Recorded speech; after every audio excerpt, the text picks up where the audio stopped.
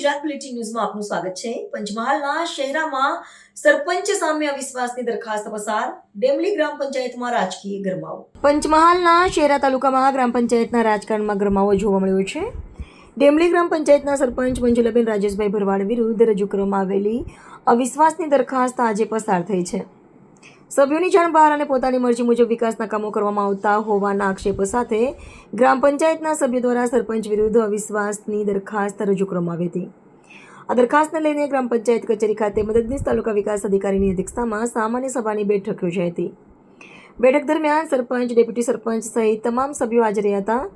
સરપંચ મંજુલાબેન ભરવાડ વિરુદ્ધ અવિશ્વાસની દરખાસ્તના સમર્થનમાં 9 જેટલા સભ્યોએ હાથ ઊંચો કરી મતદાન કર્યું હતું, જેના પગલે અવિશ્વાસની દરખાસ્ત પસાર થઈ હતી। જ્યારે ડેપ્યુટી સરપંચ વિરુદ્ધ રજૂ થયેલી દરખાસ્તના સમર્થનમાં એક પણ સભ્યએ મત ન આપતા ડેપ્યુટી સરપંચ સામેની અવિશ્વાસની દરખાસ્ત પસાર થઈ ન હતી। કાયદો અને વ્યવસ્થા જળવાઈ રહે તે માટે ગ્રામ પંચાયત કચેરીની બહાર ચુસ્ત પોલીસ બંદોબસ્ત પણ ગોઠવવામાં આવ્યો હતો।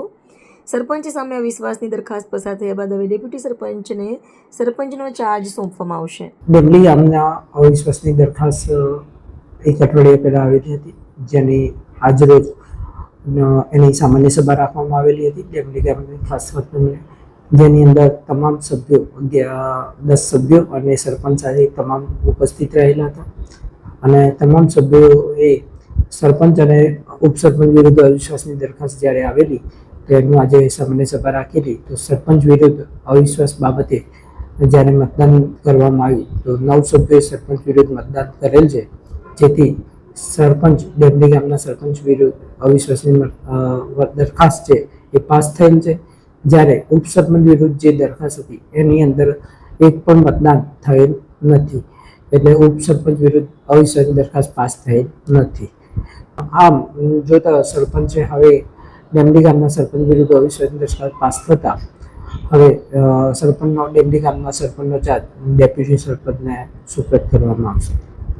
અવિશ્વાસની દરખાસ્તની અંદર સભ્યોને જે કારણો દર્શાવ્યા છે એની અંદર એક તો સરપંચનું મનસ્વી વર્તન અને સભ્યોને પૂછ્યા વગર ગામના કામો, વિકાસના કામો કરવા, બીજું કે સરપંચને તમામ સભ્યો સાથે સાથે રાખ્યા વગર અને સરપંચે પોતાના મરજી મુજબ કામો કર્યા હોય એવું સભ્યોની રજૂઆત હતી।